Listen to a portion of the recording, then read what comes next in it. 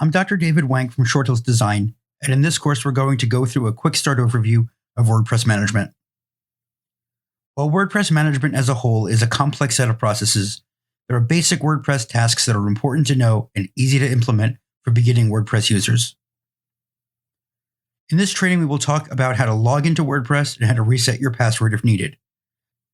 We'll then review the steps you need to follow to install a plugin, and we'll put those skills to use right away by installing the backup plugin, All-in-One WP Migration.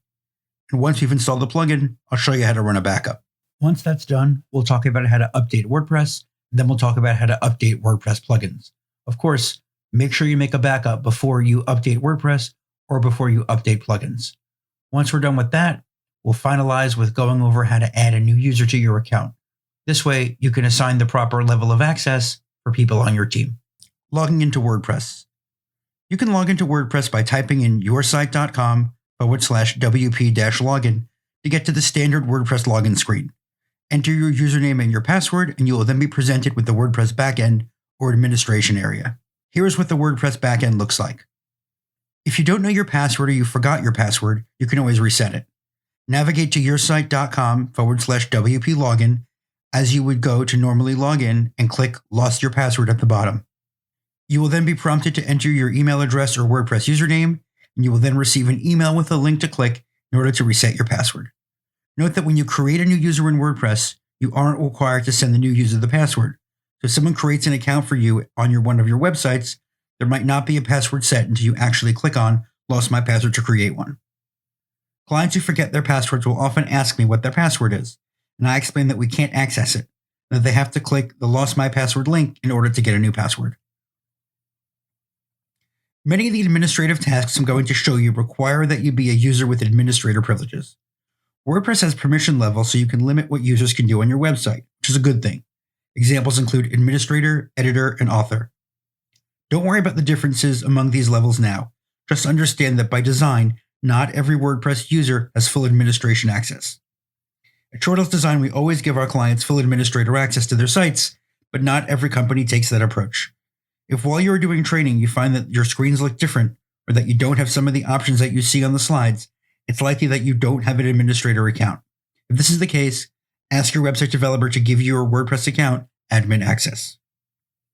With that out of the way, let's install a plugin. Navigate to Plugins at the left and click Add New.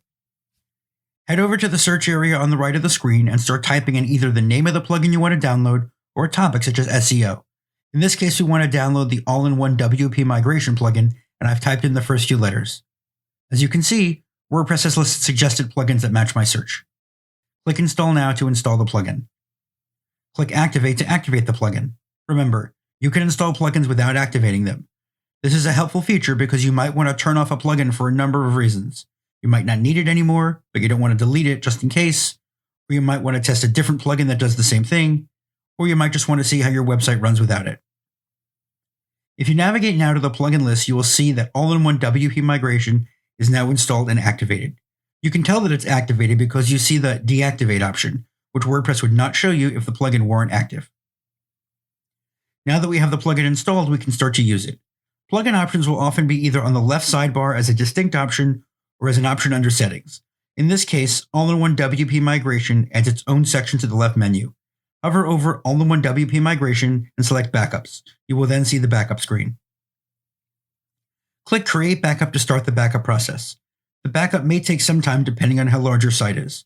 Note that the free version of this plugin limits you to a maximum backup size of 500 megabytes. If your backup is larger than that, you can upgrade the plugin or choose another option. If you run into trouble, you can always contact me for support. Once the backup is completed, you can click the Download button to save the backup to your hard drive. It will be a file that ends in .wpress.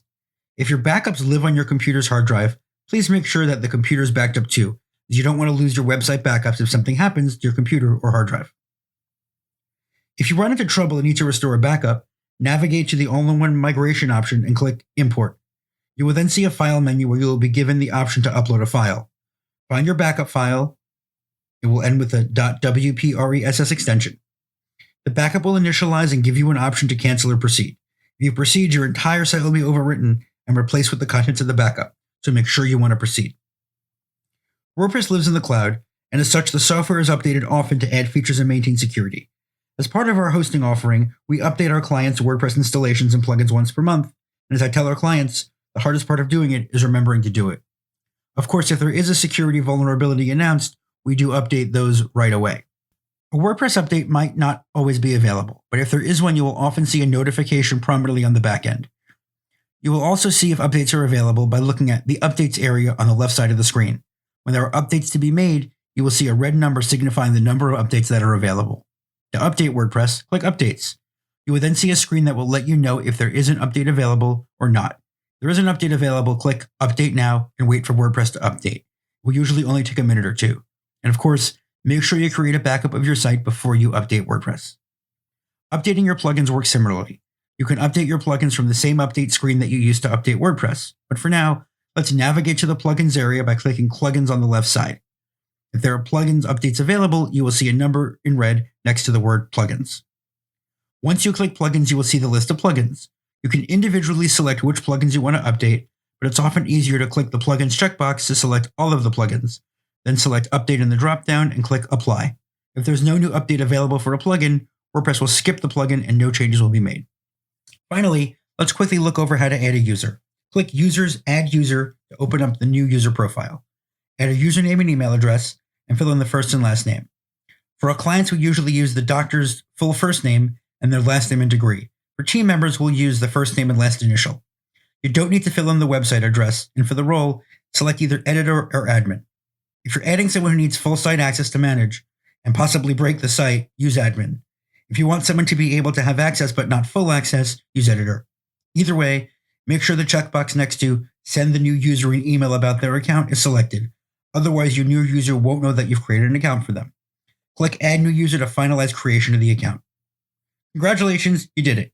You now understand the basics of WordPress site management. With the knowledge you've gained in this training, you're able to perform basic but very necessary and important website management tasks. As always, if you have any questions, please get in touch.